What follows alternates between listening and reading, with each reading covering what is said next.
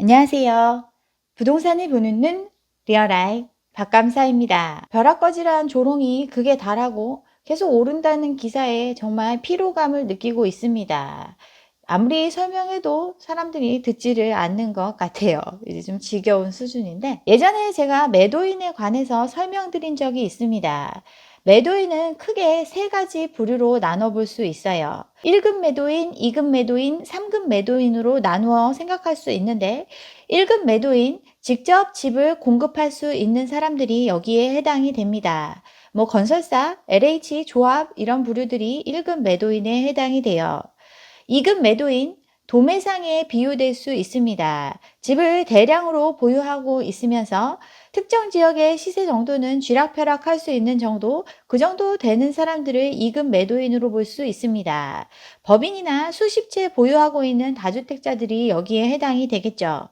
그리고 나머지는 3급 매도인이라고 볼 수 있어요. 한두 채 갭 투자해서 가지고 있는 개인들 대부분이 3급 매도인에 해당이 됩니다. 1급 매도인, 장기간의 상승장을 통해서 정말 많은 이익을 거뒀어요. 경기가 안 좋을 때 부영, 호반 이런 건설사들 공공택지를 싹쓸이 했었죠. 싸게 사들였습니다. 이들 같은 경우 보유하고 있는 현금 실탄이 빵빵했기 때문에 이런 걸 받을 수 있었죠. 부동산 경기 침체기에 현금이 많았던 건설사들이 부지를 싸게 매입해서 상승기에 여기에 수많은 아파트를 지어서 팔았고 건설사들은 부자가 됐어요. 부자가 됐다는 거 요즘 증명되고 있죠. M&A의 큰손으로 떠올랐습니다. 주택경기 호황 덕분에 투자 자금을 충분히 확보할 수 있었죠. 그래서 중흥건설 같은 경우에 대우건설 인수전에 뛰어들었고 호반 같은 경우 대한전선을 인수했죠. 이렇게 사업 영역도 확장하고 예전엔 넘보지 못할 수준의 건설사도 벌어놓은 돈으로 사볼까 하면서 투자 여부를 저울질하고 있습니다. 동부가 한진중공업 인수했는데 한진중공업도 건설업 하고 있죠. 시너지 효과를 낼 수 있다고 판단하니까 사들였겠죠. 호반건설 같은 경우 호반그룹의 주축이죠. 여기 같은 경우 원래부터 현금 많은 기업이었는데 활발한 M&A를 하고 있습니다. 장기간 상승장을 통해서 수많은 이익을 얻었고 이를 바탕으로 유동성을 확보해서 더 큰 부자가 되기 위해서 바쁘게 움직이고 있어요. 제1 매도인들이 이렇게 행동하는 동안에 제2 매도인들도 바쁘게 움직였습니다. 세금 폭탄 피하자고 다주택 법인들 매물 갖다 많이 팔았죠. 작년 내내 9억 이하는 오른다고 하고 비규제가 호재라고 하고 GTX를 타고 경기도 곳곳이 다 오른다고 뜨겁게 띄웠던 지역들이 많은데 이러한 지역에서 법인들은 자신들이 갖고 있던 물건들을 영끌에게 팔아치웠습니다. 작년에 이렇게 띄웠던 이유가 이런 지역들에 또 분양이 많았기 때문인데 1급 매도인의 마케팅 효과를 2급 매도인도 같이 누릴 수 있었어요. 작년 주택 거래량이 역대 최대를 기록을 했죠. 주택시장이 과열되면서 거래량도 치솟아 올랐습니다. 거품의 끝자락에서 탈출해야 됐던 제2 매도인들이 팬데믹이라는 돌발 변수를 아주 잘 이용을 했죠. 좋은 조건으로 탈출할 수 있었습니다. 이걸 영끌들은 비싸게 사들였고요. 인천 같은 경우 거래량이 12만 건에 달했고 역대 최대를 보였어요. 그리고 어디가 좋다 어디가 좋다 하는 얘기에 지방의 곳곳도 수혜를 입었습니다. 종부세 압박에 법인 매물이 실제로 많이 나왔는데 이걸 개인이 받아내는 상황이 작년 내내 이루어졌어요. 그리고 올해 들어서도 여전히 영끌 매수들을 하고 있습니다. 오를 대로 오른 집들은 못 사니까 외곽의 싸구려 집들을 비싸게 끌어안았어요. 1급 매도인들 집 짓는 게 일인 사람들입니다. 앞으로 집을 안 판다는 얘기 다 거짓말이죠. 계속 물건을 팔아야 기업을 유지할 수 있고 이게 제1 매도인의 본업입니다. 그러니까 사람들이 집을 열망하는 환경을 만드는데 온갖 수단을 동원해서 마케팅을 하죠. 어려울 수 있는 상황이었는데 코로나라는 블랙스완이 출현하면서 더 호재를 맞았습니다. 이미 엄청난 유동성이 풀려서 어려운 상황이었는데 또 유동성을 풀어주고 유예해줬기 때문에 더 많은 사람들이 들어올 수 있는 환경이 조성이 됐어요. 탈출해야 됐던 제2 매도인들은 이 후광 효과를 입어서 너무나 손쉽게 탈출을 했습니다. 여기에 정책의 구멍을 보여줘서 사람들이 정보를 더 이상 신뢰하지 않는 것도 큰 역할을 했습니다. 불신이 쌓이면서 더 연끌을 하게 만들었죠. 그 결과 제1매도인, 제2매도인은 정말 해피한 상황이 됐어요. 아무도 팔지 않는 시장은 없습니다. 제1매도인, 제2매도인들은 계속 꾸준히 팔고 있죠. 근데 이들이 물건을 파는데 제3매도인까지 끼어들면 더 장사하기 힘들겠죠. 다행히 제3매도인들은 안 판다고 지금 하고 있습니다. 아파트 시장을 크게 둘로 나눠보면 새로운 주택이 공급되는 분양시장과 기존 주택을 사고 파는 시장이 있습니다. 제1매도인 같은 경우는 분양시장에 참여할 수 있는 유일한 주체죠. 분양시장을 제외하고는 이미 지어진 집을 파는 중고시장과 같아요. 이 안에서 제2매도인도 팔고 있죠. 그런데 제3매도인은 안 판다고 하고 있습니다. 분양시장이 됐든 기존 주택시장이 됐든 어쨌든 집을 팔고 있는 마켓입니다. 제1매도인은 새로운 집을 만들어서 분양시장에서 팔고 있지만 만약에 기존 중고 마켓에서 너무나 많은 사람들이 팔고 있다면 팔기 힘들어지겠죠. 그래서 이들이 집을 꼭 쥐고 있는 게 제1매도인 입장에서는 도움이 됩니다. 기존 주택시장도 마찬가지예요. 이미 지어진 주택을 사고 파는데 참여하는 2매도인, 3매도인 같은 경우에 서로 경쟁해야 되는데 제3매도인은 안 팔고 있으니까 이 매도인은 신이 날 수 있죠. 분양시장이 화랑인 이유, 기존 주택 대비해서 엄청나게 싸기 때문이죠. 매진이 임박해 있다. 지금 할인하고 있다. 이 시간이 지나가면 이제 끝이다. 홈쇼핑과 똑같은 마케팅 논리로 지금 주택을 팔고 있어요. 이미 나와 있는 집들보다 싸다고 홍보하면서 팔고 있는데 기존 주택이 쏟아지면 문제가 있죠. 제2매도인도 마찬가지죠. 내가 여러 채 갖고 있고 이거 더 집값이 오를 거지만 어쩔 수 없이 판다고 하면서 싸게 내놓고 있다라고 하니까 처분이 되는 거죠. 세금 아니면 안 파는데 이 가격이라도 살 수 있음 정말 당신 운 좋은 거다 이렇게 얘기하면서 팔고 있어요. 1매도인, 2매도인 모두 전제는 3매도인이 안 팔아야 이게 가능한 일입니다. 3매도인까지 뛰어들지 못하도록 언론은 대단한 역할을 하고 있어요. 계속 오른다고 이야기하고 있죠. 아무도 안 팔고 있다고 이야기하고 있어요. 죽어도 안 떨어지고 죽어도 안 판다고 해야 제3매도인이 불안에 빠져서 팔지 않으니까 1, 2매도인이 활개를 칠 수 있죠. 그러한 환경을 조성하고 계속 그러한 시장을 유도하고 있습니다. 근데 생각해야 될 점, 돈이 어디서 펑펑 쏟아지는 게 아닙니다. 가게가 가지고 있는 돈은 한계가 있어요. 시장에서 살 수 있는 사람은 정해져 있습니다. 돈도 있고 대출도 받을 수 있는 사람만 살 수 있어요. 그런데 팔 수 있는 주체는 너무나 많죠. 1, 2, 3 매도인, 이 모든 매도인들이 경쟁을 해야 합니다. 돈이 한정돼 있으니까 기존 주택보다 싸다는 분양시장은 여전히 화랑이고 나머지는 거래가 줄어들고 있습니다. 매물이 적어져야 팔 수 있죠. 이게 이들이 원하는 구조예요. 아직도 제3매도인은 이러한 상황을 철석같이 믿고 있죠. 1, 2매도인보다는 절대 싸게 안 내놓을 거고 또 판다고 해도 다시 사기 어려운 상황이기 때문에 그냥 가지고 있습니다.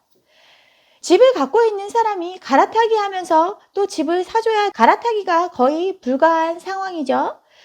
노후 아파트와 신규 아파트 매매값 차이가 3년 사이에 5배나 벌어졌습니다.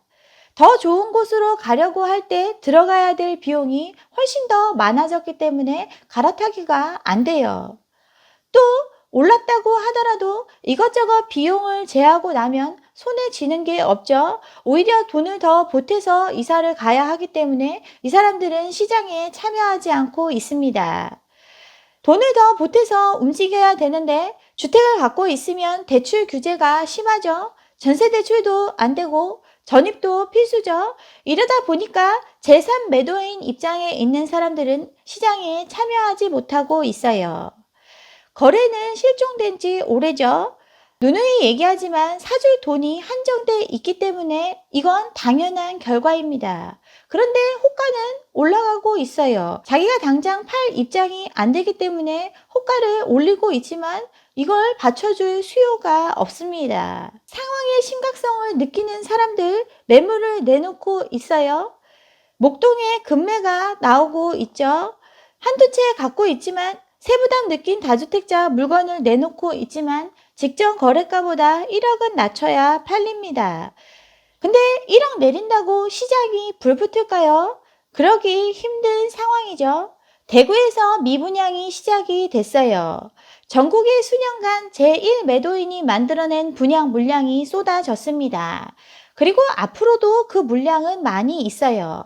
근데 사줄 돈은 한정돼 있죠. 이러다 보니 이제 미분양에 이르게 됩니다. 비 오기 전에 밀어내자고 하면서 지방 미분양 우려에 분양을 서두르고 있어요. 그러면서 광고를 하죠. 미분양 청정 지역에 공급을 한다고. 미분양 청정이라고 이야기하는 이유, 아직 사주는 사람이 많이 있다라는 뜻이고 실제 수요가 받쳐줄 수 있다라는 믿음을 줘야 물건이 팔리기 때문에 이걸 강조하면서 분양을 하고 있습니다. 사줄 수 있는 돈이 한정되어 있기 때문에 팔 수 있을 때 서로 사려고 할 때 많이 팔려고 하는 게 제1 매도인이에요. 안 팔리는 상황이 와도 제1 매도인은 그렇게 큰 손해를 입지 않습니다. 룸이 많죠? 안 팔릴 때마다 여러 가지 형태로 할인 분양을 했죠. 확장비 무료로 해주고 중도금 무이자 해주는 거, 이게 분양가 깎아주는 것과 같은 거죠. 상황이 괜찮으면 이자 후불제 해주고 조금 더 상황이 나빠지면 무이자로 사람들을 끌어들일 수 있습니다. 정 안 되면 안심 전매라든가 전세로 3년 살고 마음에 들면 계약하라고 이런 방법까지 동원해서 물량을 털어낼 수 있어요. 다양한 할인을 해도 들어간 돈보다 이익을 볼 수 있기 때문에 이렇게 할 수 있는 거죠. 아무 문제 없습니다. 근데 제3 매도인은 입장이 달라요. 지금 안 판다고 하고 있고 부자 됐다고 생각하고 있지만 정말 그들이 팔아야 할 시점에는 아무도 사주지 않습니다. 시세보다 분양가가 훨씬 싸다고 하는데 그 싼 아파트가 안 팔리는 시장이 되고 있죠. 시세보다 싼 것도 안 팔리는데 지금 생각하는 시세로 팔 수 있을까요? 못 팔게 됩니다. 그리고 돈은 한정돼 있는데 사줄 사람들이 지금 제1 매도인, 제2 매도인의 물건을 이미 샀습니다. 본인들처럼 여러 채 투자하려고 사는 게 아니라 실수요가 받아내고 있으니까 더 시장의 수요는 사라졌고, 그렇기 때문에 제3 매도인이 팔려고 하는 시점에는 정말 아예 팔 수가 없어요. 그리고 팔아도 남는 게 없는 구조죠. 분양권 양도세 중과 유예됐던 게 이제 적용이 됩니다. 그러다 보니까 지난달에 막판 거래가 쇄도를 했죠. 다주택자 단기 보유자 같은 경우 양도차익의 70%, 75%를 띱니다. 그나마 차익이 있어야 세금도 내는 건데 조금이라도 건질 게 있을 때 하려는 사람들이 빠져나가고 나면 양도세 내고 싶어도 못 내는 상황이 오게 됩니다. 그런데 엄청 이득을 볼 줄 알고 영끌하고 여기저기서 빚내서 샀는데 이자는 올라가고 있죠. 금리 올라가는 이유 세계 경제와 관련이 있다고 말씀드렸습니다. 연준이 테이퍼링 준비 초기 단계에 착수를 했죠. 다만 갑작스럽게 하면 긴축 발작을 일으킬 수 있으니까 계속 흘리고 있습니다. 금리 23년은 돼야 올린다고 그렇게 큰 소리 쳐놨는데 금리 인상 얘기도 지금 하고 있죠. 정상적인 금리 환경으로 돌아가길 바란다고 슬쩍 또 흘렸습니다. 우리나라 가계부채 문제 너무나 심각하다고 말씀드렸는데 금리 올라가면 이 충격이 우리나라 경제를 뒤흔들 수 있어요. 미국 따라서 금리 올리면 가구당 250만 원은 더 내야 된다고 하는데 따라서 올리는 게 문제가 될 수 있다라고 지금 걱정들 하고 있죠. 선제적으로 대응해야 하긴 하는데 가계부채 문제가 심각하기 때문에 올렸다가 한꺼번에 다 쓰러지는 참담한 결과가 초래될 수 있으니까 이거 대응해야 된다고 걱정하는 내용들이 많이 나오고 있어요. 근데 대응 방법이 기업 경쟁력을 높이고 고용 확대 등으로 민간의 금리 인상 방어력을 확충하는 게 필요한 건데 이게 원한다고 되는 게 아니죠. 그래서 계속 심각성을 말씀드리고 있습니다. 비트코인 1억 간다고 했었는데 4천만 원대가 무너져 내렸죠. 하루 만에 10% 가까이 떨어지고 지금 바닥이 어딘지 모르게 폭락하고 있습니다. 자산시장 어디든 마찬가지예요. 10만 전자, 천슬라, 1억 비트코인, 이거 너무 많이 들었던 얘기죠. 근데 이거 신기루와 같죠? 비트코인 1억 간다고 해서 8천도 넘게 올라갔었는데 지금 3천선 유지하고 있습니다. 기관들 들어왔다 나가고 개미들만 물려 있어요. 개미들 100만 원으로 30억 벌었다라는 신화적인 얘기만 믿고 지금 존버하겠다고 막 이런 얘기하면서 버티고 있지만 손실 보고 밤잠 못 이루고 있습니다. 주식도 마찬가지죠. 삼성전자 10만 전자 된다고 코스피 4천 뚫는다고 그렇게 떠들고 있는데 지금 10만 전자는커녕 횡보하고 있습니다. 여기에 금리 인상 테이퍼링 소식이 전해지니까 외국인들 매도세에 맥을 못 추고 있죠. 삼성 같은 경우 전 세계에서 사주는 주식인데 이것도 10만 전자 되기가 이렇게 어렵습니다. 근데 우리나라 아파트 평당 1억 당연하고 외국인들이 와서 사주는 것도 아닌데 전 세계적으로 우리나라 아파트가 가장 좋은 주거지도 아닌데 지금 그렇게 될 것처럼 믿으면서 버티고 있어요. 코스피 역대급인데 동학개미 수익률은 지금 우울하죠? 이런 와중에 세금만 더 많이 거쳤습니다. 국세가 33조나 더 거쳤어요. 법인세, 부가세 등이 많이 거쳤고 여기에 부동산 시장 때문에 양도소득세, 증시 하락 때문에 증권거래세가 많이 거쳤습니다. 지금 다른 자산시장 무너지는 거 보면서도 아파트는 평당 1억 갈 거라고 굳게 믿으면서 이자 내고 있는데 이러한 믿음을 굳건하게 해주는 언론들 여전히 자기의 할 일을 하고 있습니다. 요즘 방배동 기사 많이 나오고 있죠. 방배동 1만 가구 동시다발 재건축을 하고 있는데 강남의 핵심 주거지로 진격하고 있다고 방배를 주목하라 이런 내용들이 나오고 있습니다. 이거 왜 그렇죠? 이제 곧 분양을 앞두고 있습니다. 신촌도 20억, 마레프를 넘어선 서부선 효과 하면서 계속 오른다는 기사가 쏟아지고 있죠. 팔 이유가 없다고 아무도 안 팔고 있다라는 기사와 더불어 계속 오른다는 기사가 나옵니다. 그들은 묵묵히 자기들이 할 일을 하고 있어요. 지금 아파트 이렇게 오른다 해서 끝자락에 여러 채 사가지고 버티고 있는 사람들 개미와 다를 바 없어요. 개미들은 어느 시장에서든 큰돈 벌기 힘들죠. 오른다고 얘기하고 본인들한테 멘토처럼 얘기해주는 사람들 다 정리하고 시장을 관망하고 있습니다. 그들은 차익을 실현했고 지금 시장을 지켜보면서 조언해주고 있죠. 나는 정리했지만 지금 사도 충분히 돈 벌 수 있다고 하면서 독려하는데 본인이 처한 현실을 한번 뒤돌아보시길 바랍니다. 네. 여기까지 오늘 준비한 내용이고요. 오늘 제 영상이 좋았다면 좋아요와 구독 잊지 마시고 다음 영상도 함께 해주시기 바랍니다. 감사합니다.